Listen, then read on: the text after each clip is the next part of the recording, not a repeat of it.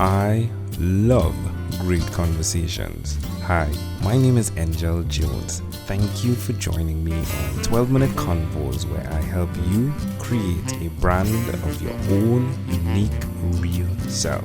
Listen in as I have conversations with amazing people from all over the world. Good night, Mickey Addison. How are you going on this wonderful, beautiful night? Oh, I'm doing very well. Thank you, Angel. How are you? I'm excellent, my friend. I am excellent as can be. Great pleasure to connect with you. What part of the world are you in right now, Mickey? I am in New Braunfels, Texas, which is right in the heart of Texas. It's in actually what we call the Hill Country, and it's a fabulous blend of German, Czech, Mexican, Spanish, and American and cultures. It's a really amazing place to live. There's a food we cook in the Caribbean. It's a Sunday favorite. It's called callaloo. And it's really a mixture of so many different ingredients. When you spoke there, I just thought about callaloo. Yeah, the cultures, right? It's like a callaloo of cultures. Right. Yeah, pretty amazing stuff. Hopefully you'll get to taste that someday. I would enjoy that. My wife and I, the last time we were in the Caribbean was on our honeymoon. We went to Jamaica. Sweet. And so we had a little bit of, and then I've been honored to serve alongside many people actually in my Air Force career who were either first generation American and their parents were from the Caribbean or had come as children and occasionally came over as adults and either immigrated to the United States or joined the service. So it's been a lot of fun to meet people from all over the world. Yeah, and taste the food too, right? And taste the food, that's right. Well, tell me, Mickey, which of your talents is responsible for us connecting at this time? Well, I'm an author, and so I think that you found me that way. I'm also a frequent radio and podcast guest. So who did you learn the skills that are necessary to communicate your story via the skill of writing? Oh, that comes from my mom. My mom was a prolific writer. She kept journals. She wrote poetry. She used to give us poems for Christmas sometimes. And really sweetly, one of the last things that she gave to us when she died in 1990, but she made sure that my brother and my sister and I and my father each had a poem that she had handwritten to us, and that was her farewell gift to us. And so I'm actually compiling a lot of her writing because it's scattered to the winds, as you can imagine. And I hope to be able to publish it. That was her dream, to be published, and she was rejected time and time again by Reader's Digest and Ladies' Home Journal, and there was no internet where you could publish yourself in those days, and so hopefully I'll have enough that I can put it together and be able to publish her. Yeah, but that sounds like fun. I think, yeah, and then I think honestly, 30 years as an Air Force officer, you either learn to communicate or you fail, and I think I had some great teachers. I had some natural ability, and I think from mom, but I had some great models, and of course the military puts you through some amazing leadership and communications training, and it's something that I enjoy. I enjoy speaking to people, and it's something that I think that really is I get energy, from being able to talk about things I think that are important. Yeah. Me too, my friend. Me too. Yeah, we share that in common. Yeah, most definitely. And even the poems as well. Like my wife writes tremendously. Right now she is, well, at the time of this recording, she is on day 81 of her 90-day challenge to write a poem a day. Yeah, and again, the inspiration came as well from one Canadian woman, Jean Kay, who has written a poem every day, I think, for the last 20 years. Wow. So, yeah, I strongly suggest, and I do offer my assistance in any way that's necessary to get that book published. I think it will be an honor to your mother. Oh, well, thank you. Yeah, I thought I was going to have enough to put in it initially, and so far we haven't quite scraped up enough of her writing, but it's out there. We'll have to assemble it. So tell me why you will continue to write, and please also tell us the name of your books, please. Oh, I've got several. So I've got 2 books that are out of print that I won't mention, but I have my flagship, Leading Leaders, which is my leadership philosophy, and there's a workbook that goes along with that. I have a book called The 5 Bs, which just came out in hardback. That's my newest. I have a little leadership guide called Mickey's Rules for Leaders. And then I did a fun book with my brother called Patio Wisdom that I was really disappointed did not do better He was kind of had a great sense of humor and would write some really funny things and some of them very poignant, and he had some great photography. So I assembled some of his words and I added some stories from our childhood, great boy stories from growing up here in Texas and in southern Colorado, and I put those all in a book with some photos. I think it's a great little book. So those are the books. I'm working on a book now. I'm about halfway through. About leading change. I just finished 2 years in an organization where we just stood up a brand new organization in the Air Force that had never existed before. It's sort of like being a CEO of a startup, and so I, a lot of lessons learned from that I hope to be able to pay forward. Why will you continue to write? Well, it's kind of my mission. I think when you get to a point where you have a message, I think is important, like the 5 B's. To be proud of who you are. The 5 B's are to be proud of who you are. Everybody has something to contribute, and I think that's really important. And to be authentically free.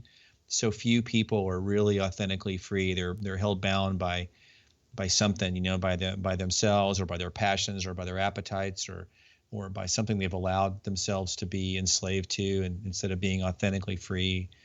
To be virtuous, sometimes virtue gets a bad name, but really to be virtuous is to be strong. It's got the same root word, honestly, as Latin, to be strong, and to be balanced, mind, body, and spirit. And then also to be courageous. There's sometimes one of my favorite quotes is from American Army General George Patton. And he said that moral courage is the most desired attribute in men and the one least found. And so I think sometimes that, I think it's a positive message, and I've learned a lot about leadership and dealing with people, and I have a passion to share that. Another one of my favorite quotes is by English moral theologian, or not theologian, English moralist and novelist, a guy named G.K. Chesterton, and he wrote one of my favorite quotes is, "Learn from other people's mistakes because you don't have time to make them all yourself." And I think, so I'm trying to pass on as many lessons as possible that I've learned. Well, Mickey, where's the best place for people to connect with you? Oh, absolutely. On my website, mickeyAddison.com, MICKEYADDISON, or over on LinkedIn. They can connect with me over on LinkedIn. I connect with almost anybody that offers to connect. All right. Well, my friend, let's switch gears for a moment now, Mickey, and let me invite you into my time machine that is surrounded with beautiful, warm, blue Caribbean water. Mickey, what is your earliest? Sounds amazing. What is your earliest childhood memory? Oh, so our family went to southern Colorado or northern New Mexico every summer for 2 weeks, and that's what I remember. I remember probably my earliest childhood memory would be riding in the back of my mom and dad's powder blue 1969 VW Beetle. And it was just the 3 of us before my brother and my sister were born. I was probably 4, and going up to southern Colorado and going up Pikes Peak, which is a 14,000 foot peak in southern Colorado near Colorado Springs. We had snow, and so playing in the snow at 14,000 feet as a little kid. And I don't think I'd ever remember seeing snow before. And there's a little patch of snow we all stopped, and all the Texans got out to play with it, and the Coloradans were looking at us like we had 3 heads. But my whole family was there. So my mom was one of 5 kids, and so all my aunts and uncles who were married had their spouses with them, and had my cousins, and then my young aunts, and I had 3 other aunts and 1 uncle, 2 other aunts and an uncle who were unmarried. They were young, and they were along, and they were teenagers, and my grandparents were there. And I think that just remember that this big caravan of people and the crystal clear blue Colorado sky was really that's probably my earliest childhood memory. That's amazing. Why do you think it's so clear? It's hard to say. I think that VW Beetle probably, if I had to make a guess, was something Mom and Dad kept for a long time, and they finally got rid of it when I was a little older, when they had 2 kids and really just kind of outgrew it. But I think that, and the blue sky, there's something about that. If you've ever been to the mountains and the air's thin and crisp and a little cold, and the sky is so blue, you feel like you could just fall into it and see forever, and it seems big. I think I probably remember that. That's probably why it's so clear. And then the family. I came from a very big family, and we were always together, and I think that that connection of being connected to each other, and maybe even a little connected to the land and to the sky. I think all those things sort of really make a big impression on me. That is intriguing. Well, can I offer an interpretation to the thought picture you created in my mind? Oh, I'd love to hear that. I love the idea of truly what occurs with extended family. Most definitely what you were speaking about in terms of the bees, right? And what it takes to be. I think the confidence, most importantly, that comes with the extended family model, where you're seeing the variety, but at the same time, it helps you grow in who you are, your individuality. I think that is pretty amazing there, while at the same time understanding the vastness of it all by looking to the sky. Mm-hmm. Yeah, that's a great interpretation. I agree. I think having a connection to each other, and that was one of the things we loved about Hawaii. So the Hawaiians have a word, ohana, which means, family. If anybody's seen the Lilo and Stitch, from the 90s, but it really means more than just blood family. Ohana can mean a sense of community and belonging. And you can create this feeling of ohana, with your friends and with people that you share, you share time with. I think that's a great, I don't think there's another word in English that really has the same meaning, the depth of meaning that the Hawaiian word does. And that was one of the things we enjoyed about living in Hawaii, is the sense of aloha, the sense of ohana, and, belonging and connection, to each other, to the land, to the sea, to the sky. I think that was pretty cool. And if we fast forward to when you were 12 years old, what was your favorite song? Oh gosh, it was a tough one. I loved Glenn Campbell. My mom and dad had learned to appreciate something called progressive country and Western music, and it was sort of Southern rock meets 1950s twang. But it was fun. So Jerry Jeff Walker my mom and dad had an album that was recorded live called Viva Terlingua. And my mom would play music all the time. They had they still do. My dad still has it. He's got this vast album library of vinyl albums. But one of them was called Viva Terlingua by Jerry Jeff Walker. And I loved the song London Homesick Blues. It was just a lot of fun. And, and of course, anything by Glenn Campbell back then was top of the list. Sweet.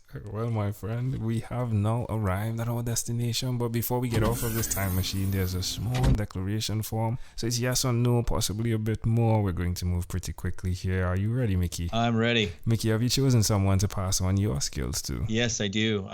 My kids and everybody I speak to. Are you married? I am. 30 years to a wonderful woman. Wow, 30 years. Yeah. Give us a secret.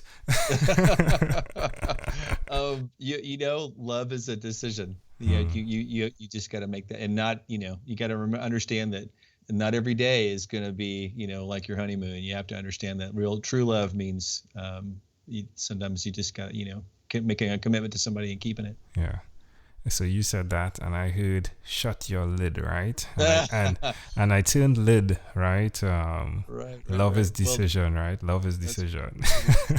Well, so here's another one, right? This is not mine, but happy wife, happy life. Yeah, definitely. So I learned that one a little bit too late. What's her name? What's your wife's name? My wife's name is Betsy. Hey, Betsy, it's a great pleasure and honor to speak to your husband. I know it's because of you. He's this great. I think that's true. I owe her a lot. Oh, do you have children? We do. 2 grown kids.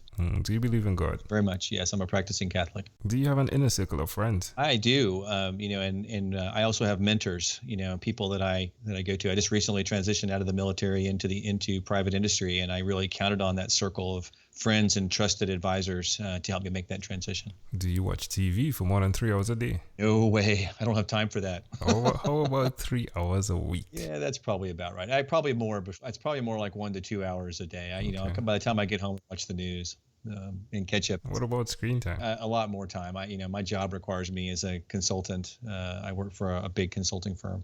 I spend a lot of time on my phone and on the tablet and on the computer. So yeah. Mickey, after 1,001 conversations in 3 months in 2016, I came up with a workbook. The name of it is called Yours. It stands for Your Own Unique Real Self. And the idea is you answer questions that hopefully connect you to your own unique real statement. Similar to these, right? Your mission, if you would. If you, Mickey, had to share with us your own unique real statement, a statement that represents Mickey Addison, what would you say that is? I would say that everybody is a precious child of God, and that anyone can reach high performance levels if they're inspired and led by good leaders of integrity, and that you have to be the same person on Monday morning that you were on Sunday morning. I think that's my own unique statement. Love it. Mickey, this was a great pleasure, my friend. Before you leave, is there anything else you'd like to share with our amazing audience? Oh, well, thanks, Angel. I really enjoyed the conversation. Yes, I would. I'm very proud to announce that my latest book, The 5 Bs, A Straightforward Guide to Life, is now available in hardback, and I'm hoping in a few weeks it'll be available as an ebook. And all the details are over at mickeyaddison.com, and people can go out there. It's also on Amazon. Love it. And again, Mickey Addison is like Mickey and then Addison. So Addison, Addison. Mickey Addison, thank you, my friend, for being on What is Inspired by 12-Minute Convos with Angel Jones. Oh, thank you very much. I enjoyed it, Angel. Thank you for being on 12-Minute Convos with Angel Jones. Stay tuned for more from our advertisers. Diabetes is a mountain pandemic. It's a disease that's not acute but chronic. Similar to this rhyming method, I have simplified the definition, the signs and symptoms, and the complications of diabetes for both adults and children in my books, Poems for Patients, A Focus on Diabetes, and The ABCs of Diabetes for Children. These books are available on Amazon.com. And for more information, you can visit my website, poemsbyaj.com. That's poemsbyaj.com.